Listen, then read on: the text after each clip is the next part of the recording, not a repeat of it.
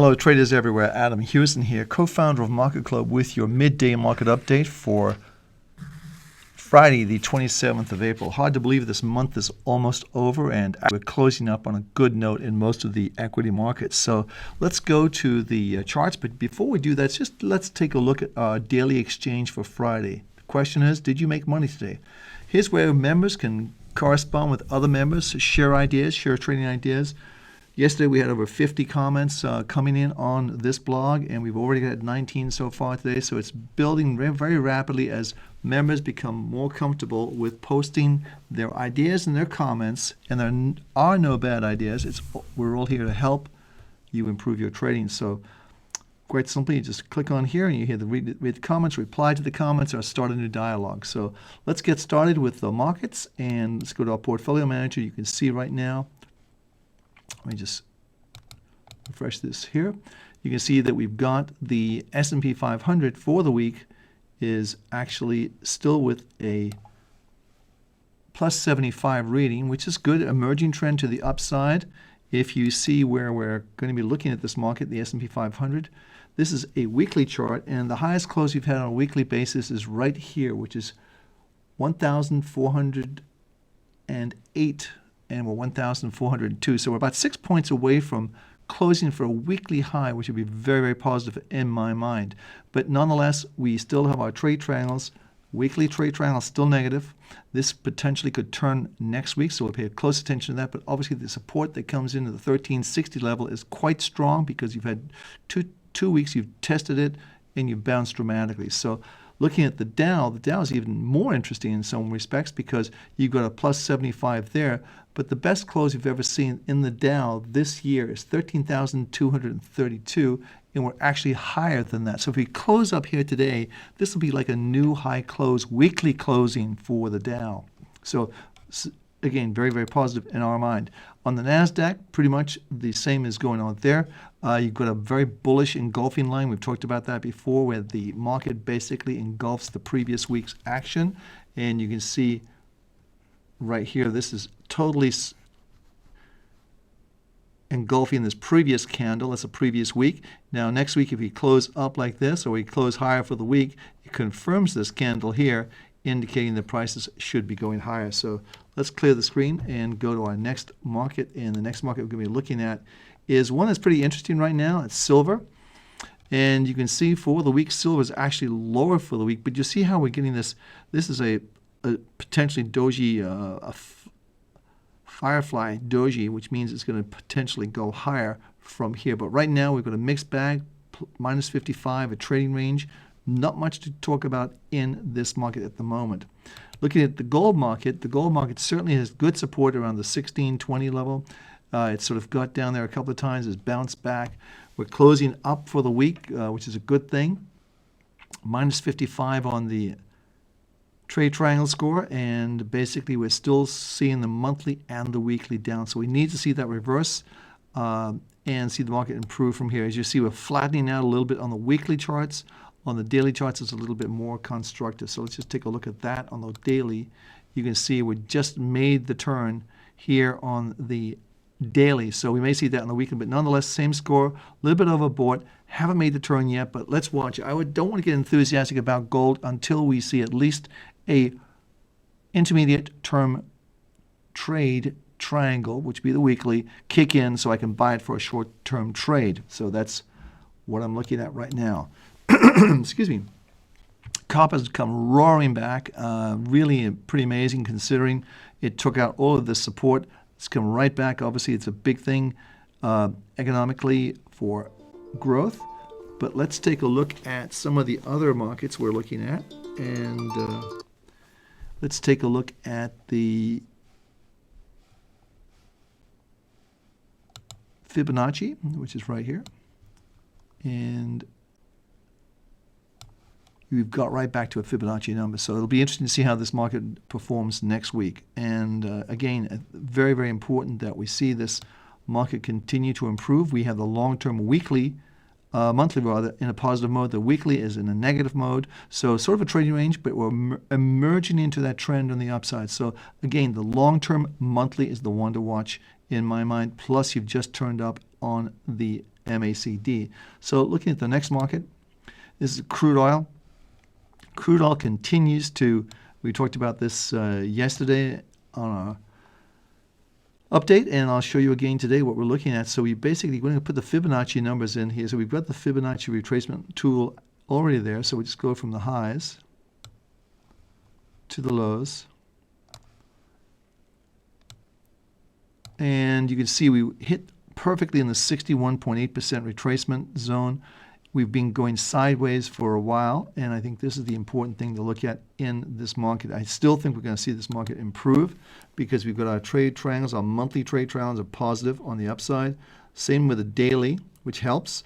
Only the weekly is on the downside, which is giving you the score of 65, which is a trading range, which perfectly reflects what we're seeing here. So the market really needs to move over this level right here, which is around about the 105 level. I think if we go over 105, we're 104.27 right now, I think we would have created a base, and that's going to be enough to carry this market up to the 110 area. So again, I think the overall longer-term trend is positive for this market, and I want to see the weekly kick in, which I'm hoping, no, I shouldn't say the word hope, but it will kick in after around the 105 area. So let's watch that very carefully this coming week.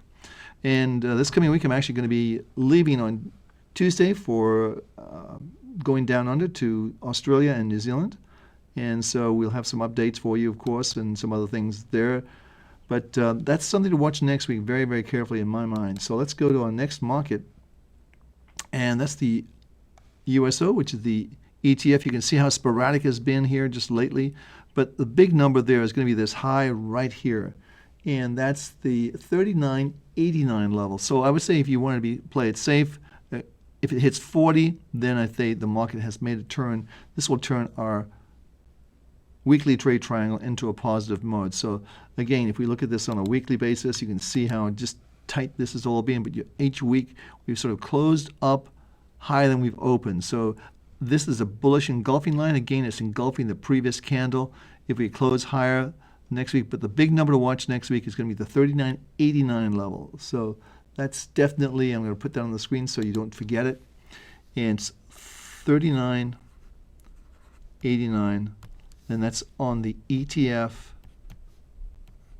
USO. That's the level to watch, in my opinion. So I think if it goes through there, I think we'll make the turn to the upside, and we'll see a challenge of the 41, and then the 42 levels. So let's see how that plays out. Going on to our next market. Next market we're looking at is going to be the Eurodollar, and the Eurodollar is confounding a lot of people. However, it's still in a 65, which is a trading range, so it's not confounding to us. The monthly and the weekly are down, and they will remain down. And so the big trend is still down in this market. We've looked at the line in the sand, and if we just put a close-only chart in on a weekly, you can see how tight this market's been, really trading between the 133 on a closing basis and the 131 level on a closing basis. So if we closed outside of this range on a weekly basis, I think that would be the next swing. But for the moment, I have to rely on the trade triangles, and they're both negative, the weekly and the monthly. So let's go to our next market, and this is going to be the Reuters-Jeffries CRB index. And that's indicating, let's put our trade triangle, this is indicating a very large reversal from the recent lows. This is a very strong bullish engulfing line on the weekly charts, and that's what you have to look at. Weekly charts are very, very powerful, very important to see where the market's closed for the week.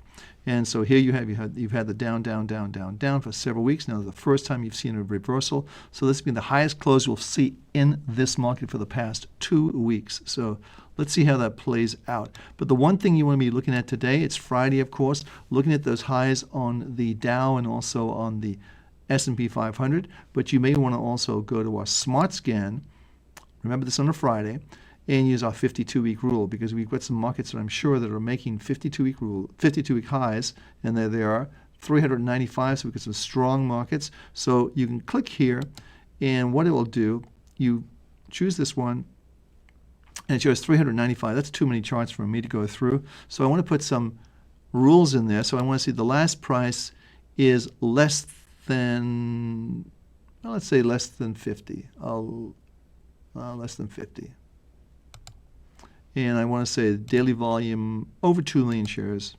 And I'm just going to do the U.S. exchanges. So we've gone from 395, and let's see what and I want to come in as a list as well. So let's just go to a symbol list and hit the scan.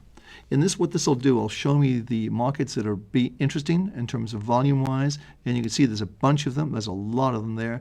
And you can also see that Cray is there, of course, 2,400,000 shares and so forth.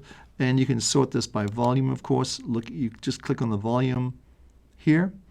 And what that does, it basically sorts it by the most volume. So Pfizer, with 12 million shares traded so far, is at a 52-week high. And if we go on the charts, you'll see. And Pulte Group, I see a Pulte Group, CBS, Kraft Foods, a lot of very big names there. So these are not little small stocks. I want you to also remember, stay away from some of these small stocks, the volume-wise, because it really is tricky to get in and out of them. So let's go to a little more of a chart, a couple of years maybe.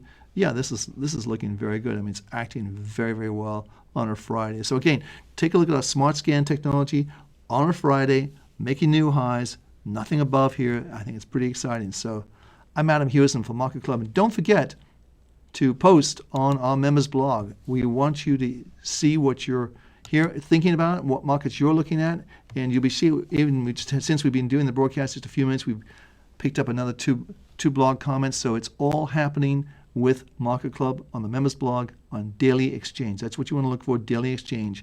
And post, prosper, and participate. That's the motto. We'll see you on Monday. Have a great weekend. And as I say, I'm off next week to Australia, so I will be talking to you hopefully from there. So have a great day, everyone.